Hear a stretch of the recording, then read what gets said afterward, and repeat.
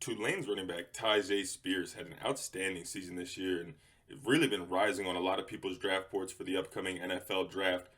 All first team All AAC running back this year, first non-quarterback in conference history to win the Offensive Player of the Year award with 1,500 yards, 19 touchdowns. Tyjae Spears was unbelievable this year.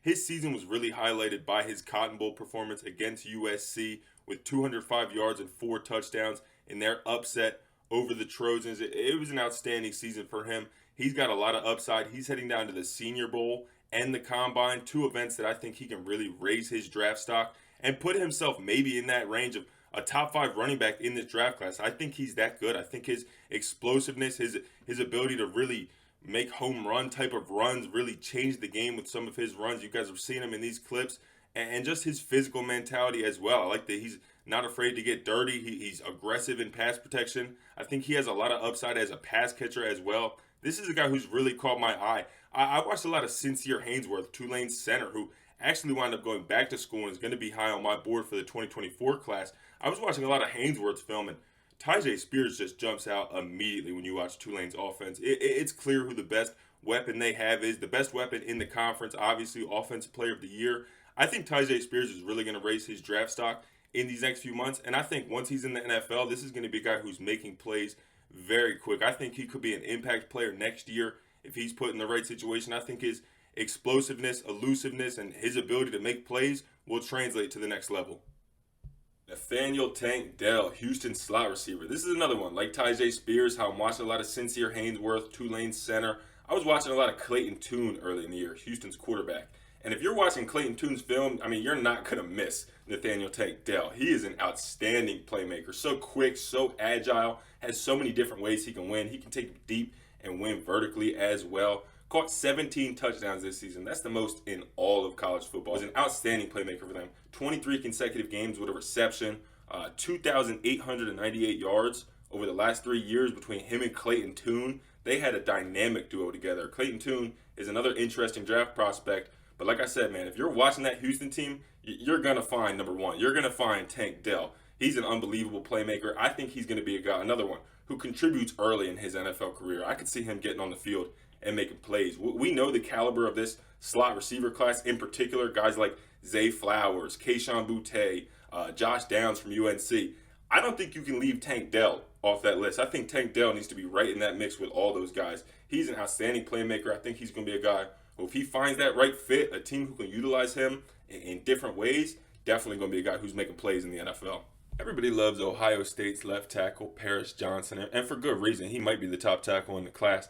But I look at the other side of that offensive line. That right tackle, Dawand Jones, a 6'9", 330-pound, absolute tower at right tackle. Did a great job protecting C.J. Stroud these last 2 years and really took a lot of steps forward this year in his senior season last year, 2022. Really made a lot of steps forward, just looked like a more comfortable athlete on the field. That was something a lot of people had concerns of at his size. Does he have the athletic mobility to handle those edge rushers? Thought he did a great job this year. I'm a big fan of his game. I think with his size and strength, and like I mentioned, that improving athletic ability, it's hard for me to see Dawand Jones not having success in the NFL, not being a talented offensive tackle. Probably going to go play right tackle. That seems to be where he's naturally fitted, how Ohio State used him. But listen, we've seen it with guys like Lane Johnson, Tristan Wirfs. I think teams undervaluing right tackles is going to be a mistake. And that's how I feel about this next guy, too. That's Darnell Wright, offensive tackle out of Tennessee. Their right tackle, another right tackle who I am just refusing to overlook because of his position. I see guys like Tristan Wirfs. I mentioned it. I'm comfortable drafting Darnell Wright higher than where a lot of people have him. This is a guy who hasn't allowed a sack in 18 straight games. Played 829 snaps this season, no sacks. Started all 12 games at right tackle for them. Was the SEC offensive lineman of the week twice this year and was first team all SEC. A guy who contributed all the way back in his freshman year, was freshman all SEC back in 2019. Consensus 5-star recruit back then, similar to Jones. I'm really impressed with Darnell Wright. Rejzohn Wright, cornerback from Oregon State, a former last chance U-Star during the last season of football down at Laney College. One of my favorite seasons of the year with John Beam, head coach down there. And Rejzohn was one of the stars of the show that year, one of the lead guys on that team, one of their top corners, a long, rangy corner. His success down at the JUCO ranks definitely translated to the Pac-12, where he was a first-team All-Pac-12 corner this year. Transferred to the same school that his brother played at. His older brother, Wright, currently a cornerback for the Dallas Cowboys. They have a similar frame, 6'4", 6'3" range, physical guys who have a lot of fluidity in their back pedal, a lot of ability to cover and mirror receivers. You're going to see that, what Rejzohn did this year against Jordan Addison. I've been impressed with him. And that's someone that I've followed ever since last chance to you. I like to keep tabs on those guys, see what's going on in their career. I'm intrigued with him. A guy who's probably a day 3 corner, but something I saw Jordan Reed mention on Twitter, ESPN draft analyst, this cornerback class is deep, and it's also just a lot of tall guys. It's a lot of long, lanky guys like Rejzohn Wright. And I think that he kind of fits into this class's mold, a lot of what these guys are looking like. I think that he might get a little bit lost in the mix with some guys like Christian Gonzalez, Joey Porter, Cam Smith, some other longer guys, but I'm a fan of Rejzohn Wright. I think that coming out of Oregon State, he's going to be a guy who gets a lot of buzz in the NFL.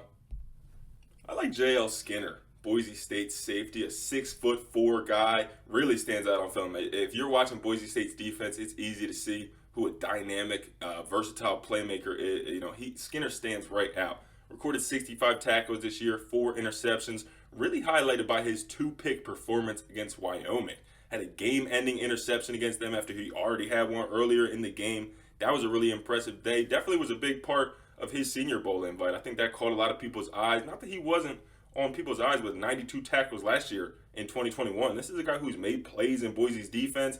Like I mentioned, he's a 6'4" safety. Teams are just going to be intrigued with what they can do with that. With different type of ways they can utilize him, different alignments they can put him in. I'm definitely intrigued to see how he plays at the Senior Bowl. Should be a nice elevation of competition from what he saw at Boise. But nonetheless, I definitely think, J.L. Skinner is going to be an interesting prospect for the next level.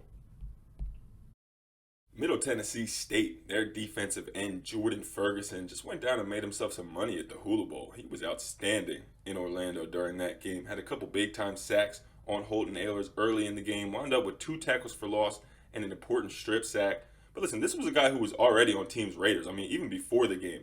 Ryan Fowler from the Draft Network, he reported on Twitter that Jordan Ferguson was a popular guy at the Hula Bowl, speaking with teams like the Chargers, Bears, and Lions. And that he racked up 96 pressures and 18 sacks over the last 2 years down at Middle Tennessee State. I threw on Jordan Ferguson's film earlier in the year, and one thing I noticed was just his explosive get-off, how powerful he is. The fact that he has a great motor. I love the way he gets off the ball, and that's something that was evident in the Hula Bowl, the way he was attacking offensive tackles. Really, I just love the way that he gets off the ball. It's so important for a defensive lineman to be disruptive, to get off the ball quick and make plays, and that's what I'm seeing with Jordan Ferguson. I definitely think this is a guy with some upside for the next level.